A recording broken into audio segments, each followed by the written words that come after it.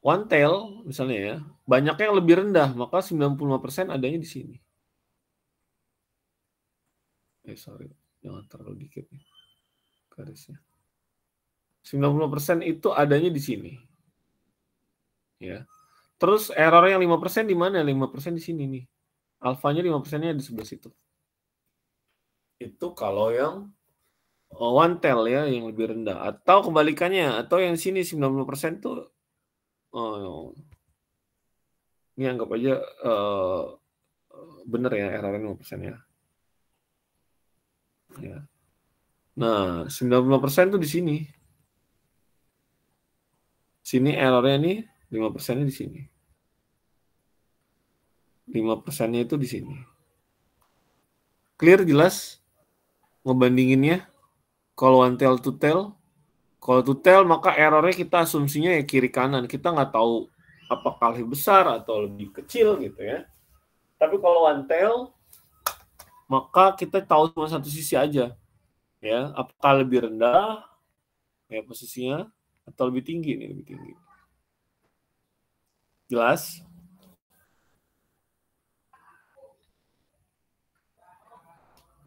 Jelas ya guys. Nah, lanjut lagi boleh ya.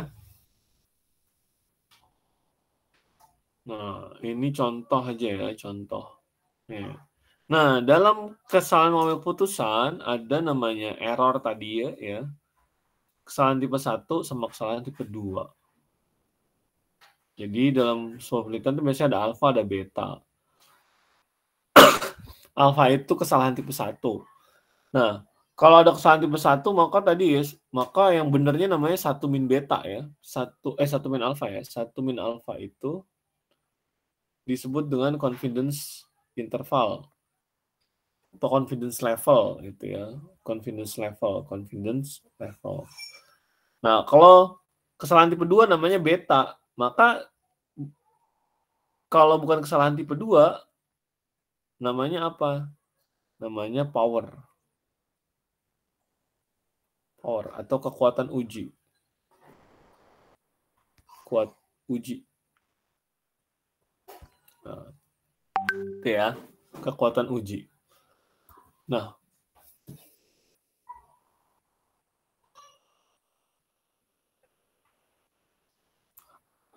apa yang dimaksud kesalahan tipe 1? Kesalahan tipe 1 merupakan kesalahan menolak H0.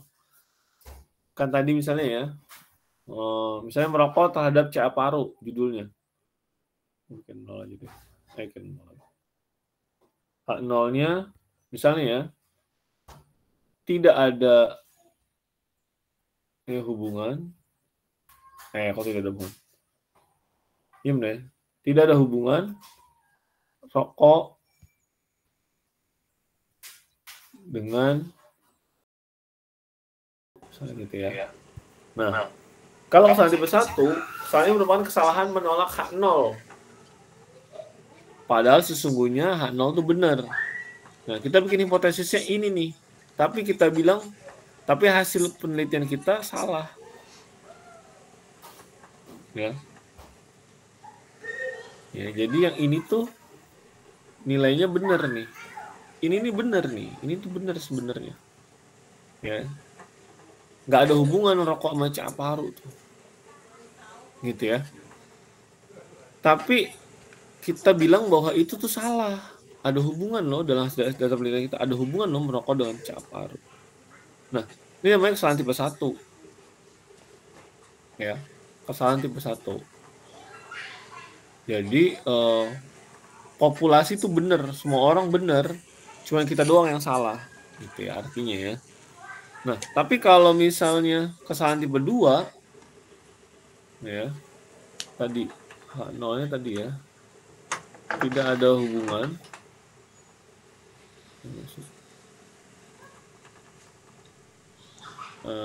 Salah dong. Rokok. Saya duluan. Rokok dengan CA paru. Nah, sini sebutin ya, kesalahan tipe 2, kesalahan tidak menolak H0, padahal sungguhnya H0 itu salah. Ya, jadi ini sebenarnya pernyataannya pernyataannya ini salah, tapi kita bilang benar, ya. Kita buat apa namanya? Ini salah, tapi kita bilang benar. Gitu. Mana yang lebih bahaya? Tipe 1 atau tipe 2? Kira-kira. Coba mana Grace. Yang bisa dapat nilai 100, tus. Mana Grace? Mana Grace?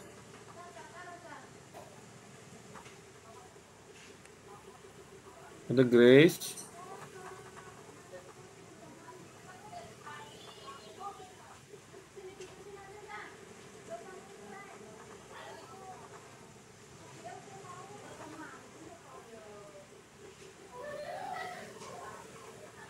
Halo? Mana Grace?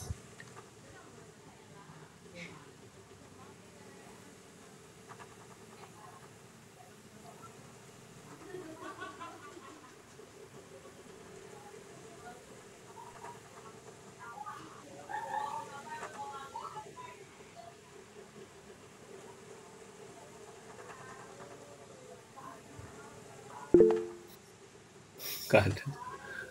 Ya deh, Grace. Kayak tadi bunyi tuh, nggak tahu bunyi. Terus si Yaya lah, mana si Yaya? Mana yang lebih bahaya? Tipe 1, tipe 2 kesalahannya enggak?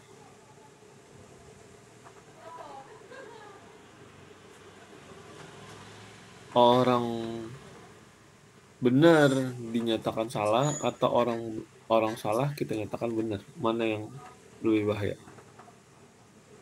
Ya, tadi apa Pak ininya? Apaan? Pertanyaannya? Mana yang lebih bahaya? Tipe 1 atau tipe 2? Tipe 1 orang benar kita nyatakan salah. Tipe 2 orang salah kita nyatakan benar. Mana yang lebih bahaya? Yang kedua. Yang kedua. Ya betul ya. Jadi yang kedua tuh. Jadi orang salah kita bilang benar. Nah itu bahaya ya. Jadi kalau bahaya gimana? Ya bahaya semua orang bilang itu salah, tiba-tiba lu bilang itu benar gitu ya. Kenyataannya juga itu memang salah gitu ya. Itu benar, jadi kita kayak orang gila. Tapi kalau misalnya lingkungan ya itu benar terus kita bilang salah gitu ya, lama-lama kita akan kayak orang gila juga sih di awalnya, tapi kita akan melihat kenyataan realnya, maka kita bisa berubah menjadi yang benar itu gitu ya. Karena emang kenyataannya secara empiris, secara logika pasti benar gitu. Cuman kemarin kita buatnya salah, ya. Kita masih bisa buat salah gitu ya. Jadi yang paling bahaya sebenarnya ada yang tipe 2 ya, tipe 2. Oke, lanjut lagi. Nah, tadi ya, dalam uji hipotesis kita langkah berikutnya adalah membuat tingkat errornya ya, level errornya ya. Biasanya ya 10, 5 sampai 10%, 5%, 1%. Tapi biasanya kalau di komunitas ya, ini bukan satu masyarakat, gue udah edit ya. Pemperasaan doang belum dilakuin. Pokoknya dibilang komunitas ya, itu 5%. Atau penelitian kita misalnya tidak melakukan intervensi memberikan ya, tidak melakukan mengambil atau memberikan sesuatu ke tubuh manusia, maka errornya itu kalau intervensi 1%, kalau di komunitas ya 5%. Ya, kalau yang ilmu sosial bisa 10% boleh. Alfanya. Oke, lanjut lagi. Nah, dalam nanti uji hipotesis kita kan menentukan nanti ya, uji hipotesis tuh apakah kita mau pakainya ujinya itu uji parametrik atau non parametrik. Yang dimaksud uji parametrik tuh gimana? Uji parametrik tuh kalau parameter kan di populasi ya. Uji parametrik itu artinya kalau sebaran datanya berdistribusi normal. Sebaran data di populasi, distribusi di populasi itu sebaran datanya normal. Tapi kalau non parametrik ya, sebaran datanya itu di populasi tidak normal. Nah, apa sih yang mempengaruhi itu? Pertama, ya, lihat distribusinya ya. Distribusinya. Pertama, jadi kalau mau tahu uji parametrik atau non parametrik, lihat sebarannya. Nomor 1 distribusinya. Apakah dia normal ya atau tidak normal? Itu nomor 1 ya ditanya. Jadi nanti kalau ditanya syarat uji parametrik apa? Ya, pertama nomor 1 tuh harus urutannya, distribusinya normal atau tidak normal. Yang kedua, ya, bila jenisnya datanya itu ya, itu numerik atau kuantitatif. Kalau parametrik itu numerik. Ya, kalau kemarin ada skala ukur ya, Noir. Nah, Noir tuh bagi 2 tuh. Yang ini namanya nominal ordinal, namanya datanya kategorik, atau biasa disebut juga dengan ya, dengan data kualitatif.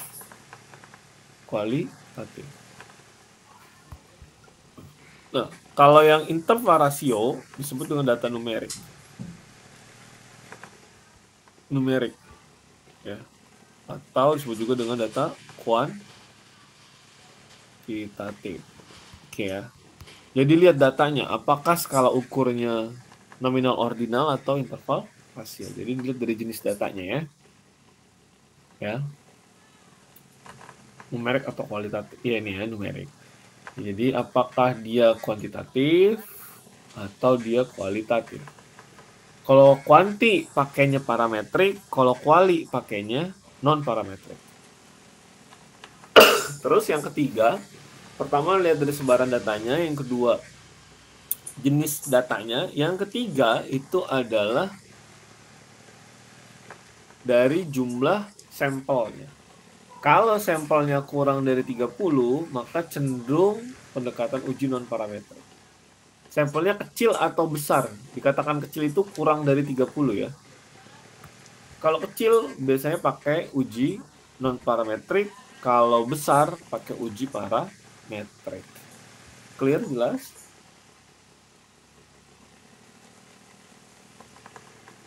Halo.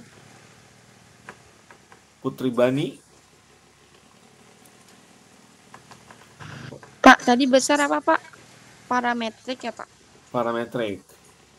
Kalau yang kecil non parametrik. Yes, betul. Pak. Udah, oke lanjut ya. Nah, terus nanti dalam mengartikan hasil uji statistik, lihat ya, perbedaan substansi atau klinis dengan statistik. Kadang kita gini, misalnya ada 2 obat ya. Pertama, obat penurun darah tinggi itu ada 2 biasanya yang terkenal ya. Amlodipin sama captopril. Mana yang orang tuanya minum itu? Ya.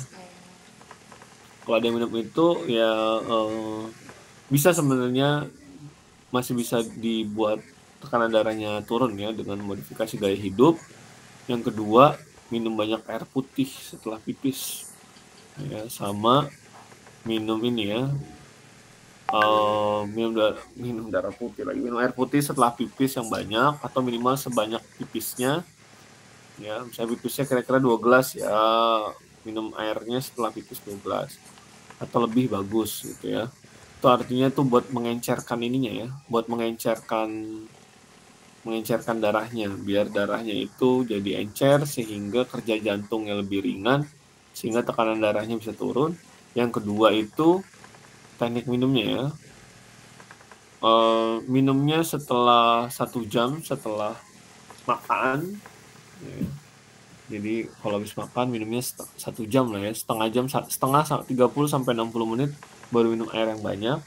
Yang ketiga itu jangan pernah minum air pada saat keluar keringat. Itu biasanya kalau olahraga begitu ya. Kenapa? Karena nanti airnya bisa berubah jadi racun ya. Itu banyak yang, mohon maaf, banyak yang meninggal ya, lari-lari 10K, lari-lari apa gitu ya. Lagi musim kan ya, mungkin sini ada yang sering. Nah itu jangan pas lagi olahraga apa aja ya, futsal atau apa, atau lagi senam gitu ya, itu jangan minum pas lagi keringetan ya, karena itu lagi proses autofagi, jadi nanti malah pembuluh darahnya dipecah, keracunan air, makanya pembuluh darahnya pembuluh darahnya, sel darahnya jadi pecah gitu ya, sehingga nanti itu bisa kemana-mana deh, bisa terjadi penyumbatan. Oke, balik lagi. Jadi nanti tadi balik lagi ya, misalnya ada obat captopril sama amlodipin. Nah, si captopril misalnya ya, secara statistik nih misalnya, tadi nilai P-nya kurang dari 0,05, misalnya secara statistik nilainya adalah 0,0002 misalnya. Ya, jadi 2% misalnya secara statistik ya errornya, nilai P-nya 2%. Nilai alfanya 5. Itu si captopril. Captopril secara statistik itu signifikan, tapi dilihat dari berapa besar penurunannya, captopril bisa nurunin 30. Ya, tekanan darahnya bisa turun, rata-rata pemakaian misalnya selama 2 minggu turun menjadi 30. Nah, terus ada lagi amlodipin. Amlodipin nilai P-nya itu 0,1 atau 10%. Ya, secara statistik tidak signifikan karena dia probabilitas salahnya itu 10%. Tapi rata-rata penurunannya si captopril 30, si amlodipin nurunin misalnya, contohnya misalnya nuruninnya bisa sampai 60, 2 kali lipatnya. Nah, kita tahu ya, waktu di awal dibilang statistik itu adalah tools atau alat dalam mengambil keputusan. Balik lagi nih, jadi statistik bilangnya begitu, tapi ya kita yang punya akal yang mengambil keputusan kan kita nih manusia. Kira-kira bagaimana keputusannya, apakah tepat apa enggak nih. Jadi misalnya kamu lagi datang ya, terus dinas di puskesmas, dokternya biasanya kalau di daerah gitu ya, maaf dokternya biasanya datangnya cuma sebulan sekali, biasanya seminggu doang ya, selama sebulan gitu ya. Pas nggak adanya si mantri yang dulu namanya mantri ya, perawat itu nentuin nih, tiba-tiba datang pasien gitu ya, datang pusing gitu ya, udah misalnya paruh baya dewasa gitu 40-50 tahun, datang pusing, tensi tekanan darahnya tinggi nih 180. Terus kalian baru baca jurnal, oh captopril 30 nuruninnya, terus amlodipin nggak signifikan tapi 60, kira-kira mau pilih yang mana? Nah, pada kondisi kayak tadi, maka kita ambilnya jangan yang captopril, karena kalau captopril bisa nuruninnya 30. Kalau tekanan darahnya 180 udah pusing pingsan gitu, 180 diturunin jadi pakai captopril turun 30, jadi sisa 150. Masih darah tinggi nggak? Masih ya. Tapi kalau kita pakainya si amlo, walaupun tidak signifikan secara statistik, tapi kita lihat rata-rata penurunannya adalah 60, maka ketika kita pakai amlo tadi 180, harapannya turun 60 jadi 120, tekanan darahnya menjadi normal lagi gitu ya. Jadi kita harus melihat tidak hanya secara aspek statistik saja, tapi juga secara substansinya ya. Karena balik lagi, karena statistik adalah tools ya, alat. Nanti pengambilan keputusannya ada di kita nih dalam bergerak. Apakah kita tetap ya, statistik kan cuma tools doang nih, apakah kita akan mengikuti hasil dari statistik atau tidak kita ikuti. Sampai sini jelas, gengs?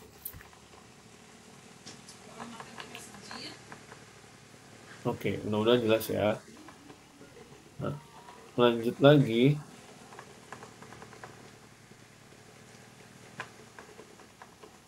Oke.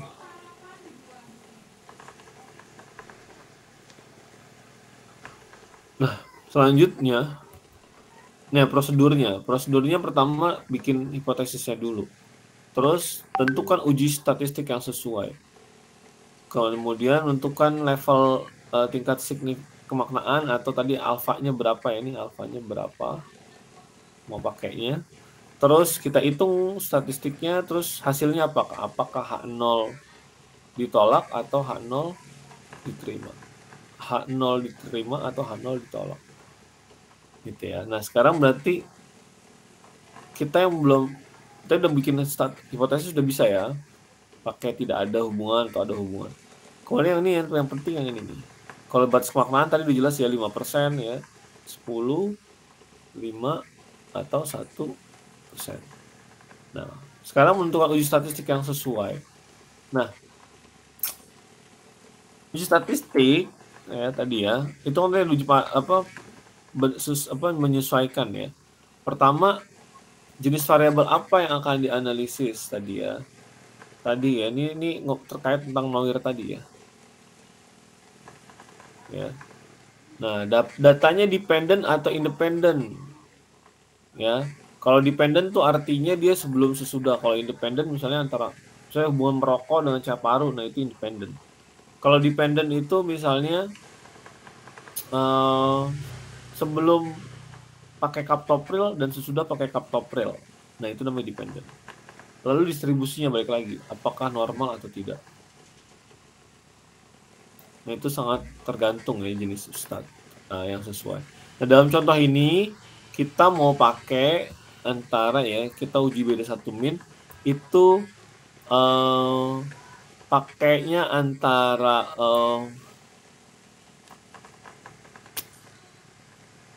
nah, ini ya. Kita mau pakai latihannya adalah pakai uji beda 1 min. Nah, kita mau pakai uji Z atau uji T. Uji Z atau uji T. Nah, apa syaratnya ya di sini ya? Ini rumusnya sama ya. Ya, Z sama dengan ya X bar dikurangin mu kemarin ya. Dibagi SE ya. Di mana SE itu adalah rumusnya ya, SE itu adalah ya tau atau standar deviasi dibagi standar deviasi populasi ya dibagi akar n. Nah, bedanya kalau T ya, kapan kita pakai uji T kalau nggak ada nilai tau ya. Kalau kita punya nilai tau, pakainya uji Z. Tau dan tau, pakainya uji Z. Kalau kita nggak punya nilai tau, misalnya adanya standar deviasi ada, tapi standar deviasinya di sampel. Kalau standar deviasi atau S ya, S atau SD lah ya, standar deviasi adanya dapat ini standar deviasinya begini lambangnya SD. Nah, kalau SD ini lambangnya berarti standar deviasi di mana di sampel, maka dia nggak bisa pakai uji Z, dia bisa pakai uji P.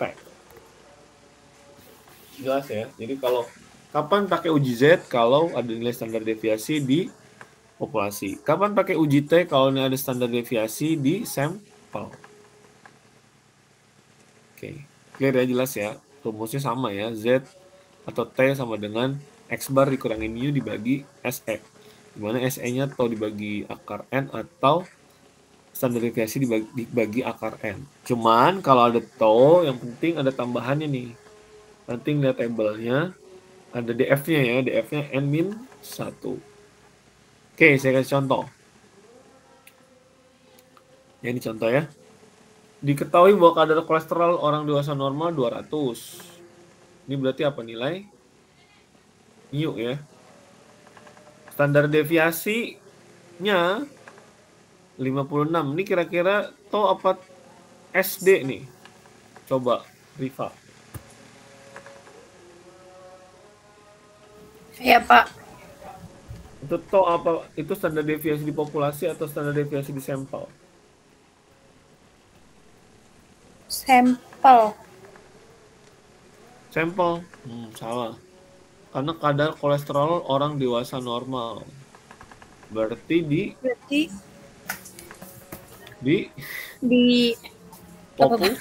populasi. Populasi ya. Nah, terus seorang peneliti sini soalnya, seorang peneliti melakukan pengukuran kadar kolesterol sekelompok penderita hipertensi. Nah, sekelompok berarti ini sampelnya ya. Berapa sampelnya? Jumlahnya sebanyak 49. Berarti ini N. Nah, didapatkan rata-rata kadar kolesterol mereka ya orang yang hipertensi 220. Berarti karena rata-rata orang yang kolesterol berarti apa? Min kan? Minnya di mana? Di populasi atau di sampel nih, Rifa? Minnya di sampel ya, maka lambangnya X. Ya. Terus dulu peneliti ingin menguji apakah kadar kolesterol penderita hipertensi beda nggak sama kadar dewasa normal? Nah, maka langkah pertama tadi ya, bikin hipotesisnya. Bikin hipotesis nolnya dulu. Ini kira-kira arahnya one tail apa two tail? Karena tidak ada lebih tinggi ya, peneliti ingin menguji apakah kadar hipertensi, ini kata kuncinya di sini, berbeda dengan kadar kolesterol orang dewasa normal, maka ini kalau ada kata berbeda, maka dia tutel ya, karena nggak ada kata lebih besar atau tinggi. Maka H0-nya apa? Ya, tidak Tidak ada ada, apa? tidak ada perbedaan. Ya nggak sih, Nah, Pak? benar. Terus ya, Oh, benar. apaan? Perbedaan apa? Kadar kolesterol penderita hipertensi. Yes, kolesterol.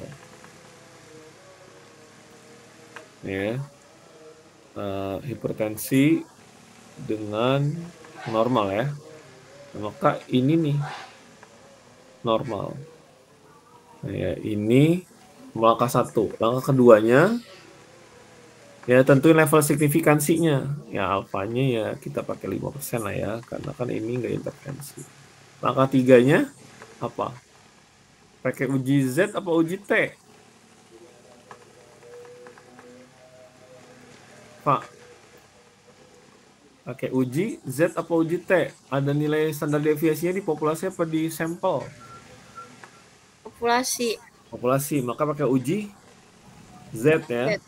Nah, uji Z deh, langsung aja nih kita praktekin.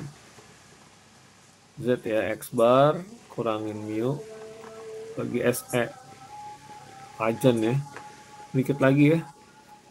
Lanjut dulu deh ya Allah ya maaf. Nah,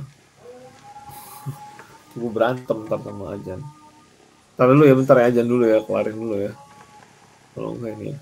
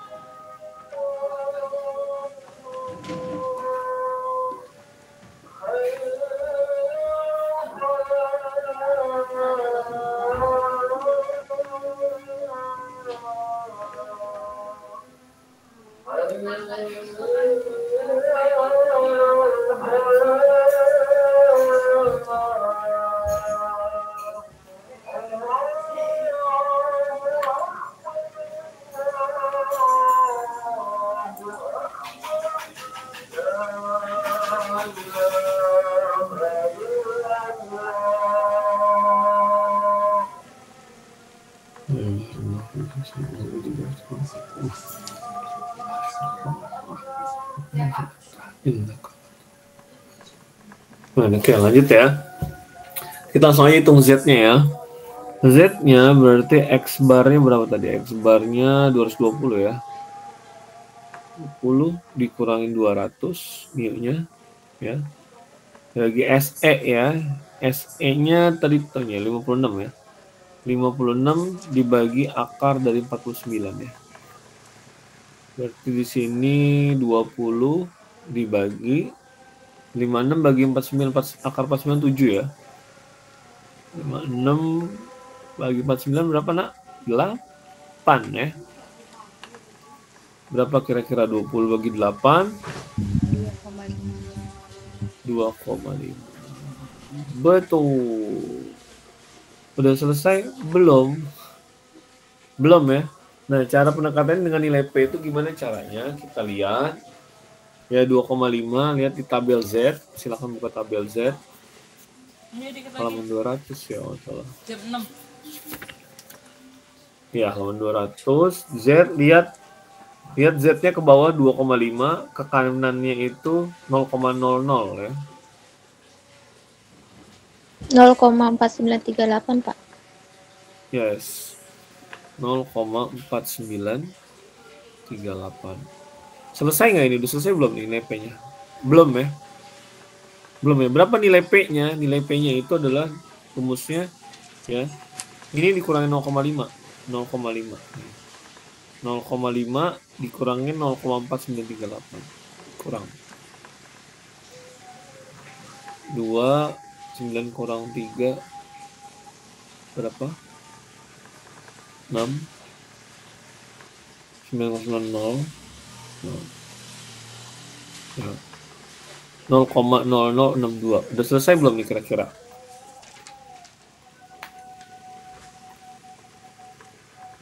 Belum selesai ya. Ini belum selesai nih. Dia belum selesai. Kenapa belum selesai? Karena nih ada berbeda ya. Maka dia tutel. Nah ingat, ini udah dapat nih nilai P-nya. Nilai P, tapi ini nilai P-nya one tel. Ya. Satu sisi. Nah karena kita mau tutel, maka dia dikali 2. Tutel. Dia dikali 2. Berapa dikali 2? Menjadi 0,01. 2.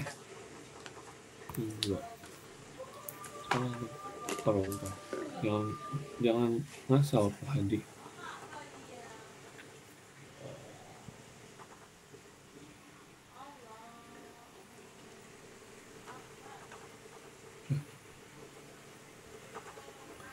Ya, 124 ya. Sorry. Nah, hasilnya adalah 0,124.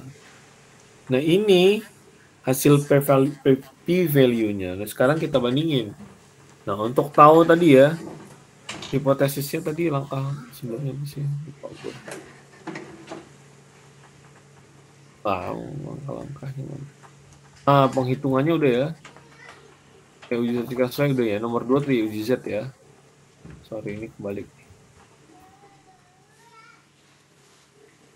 Ini nomor 3 ya. Nomor 3. Ini nomor 2. Balik ke nomor 2 itu uji Z, nomor 3 itu alfanya.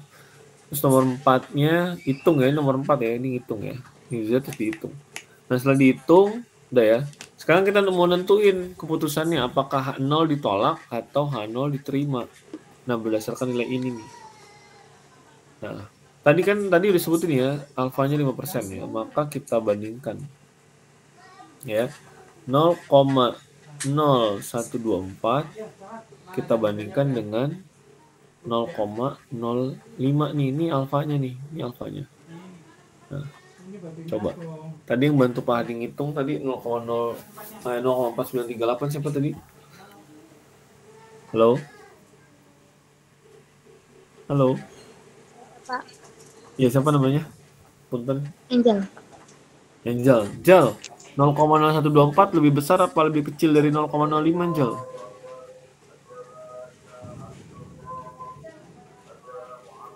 Angel? Lebih besar lebih kecil? Lebih kecil. Ini kan 0,1 ya. Ini 0,05 berarti lebih kecil ya. Ya, berarti 0, nilai P-nya berarti P-value-nya 0,0124 lebih kecil daripada 0,05. Kalau P-value-nya lebih kecil daripada alfa, berarti H0 ditolak ya. H0-nya ditolak. Kalau H0 ditolak berarti apa? Berarti keputusannya apa? Berarti keputusannya adalah H0 ditolak, H0 ditolak, berarti ada perbedaan. Perbedaan apa? Kadar kolesterol pada penderita HT dengan orang normal. Oke. Jelas?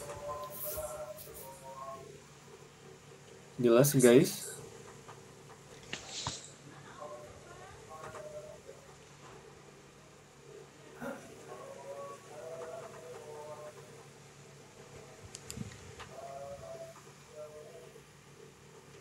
Jelas kan? Berarti kalau lebih besar itu diterima ya, Pak?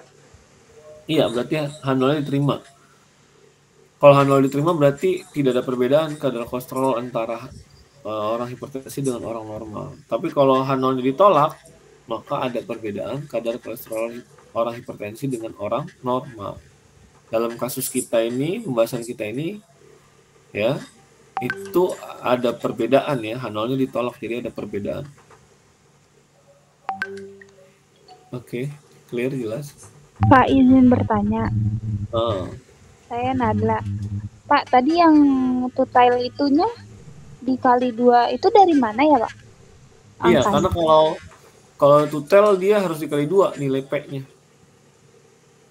Enggak, Pak, yang 0,0124-nya itu dari angka apa? Dari mana? Kan ini nih. Tadi kan nilai kan kita nih hasilnya kan pakai uji Z kan 2,5. Terus kita lihat tabelnya. Tabelnya kan ini 0,4938. Nah, 0,4938 tuh bukan nilai P. Nilai P-nya itu adalah 0,5 dikurangi 0,4938. Hasilnya 0,0062.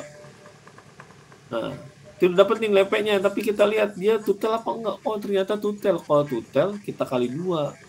Kita kali 2 jadinya 0,0124. Begitu, Nadla.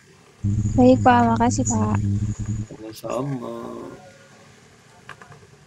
Kalau yang 0,0 0,5 Riva, Pak. Iya, apa, Pak? Kalau yang 0,500 itu dari 2,5 kan? 0, berapa? 0,0? 0,05. 0,05. Enggak, Pak, ini Pak yang mana? Yang 0,5-nya dari mana? Kan di tabel itu. Ingat kan kemarin di tabel? Kan dia nilainya selalu di sini kan? Dia tabelnya itu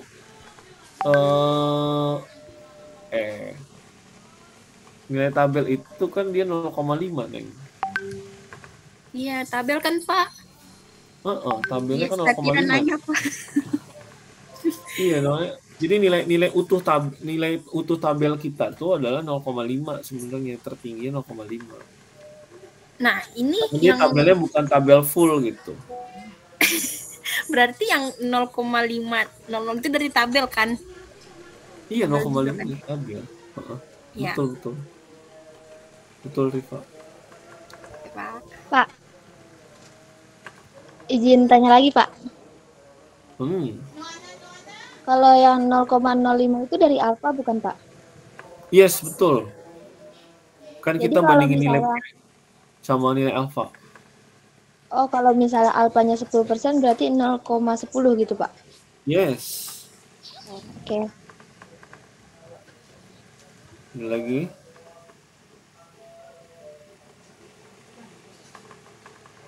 Udah ya.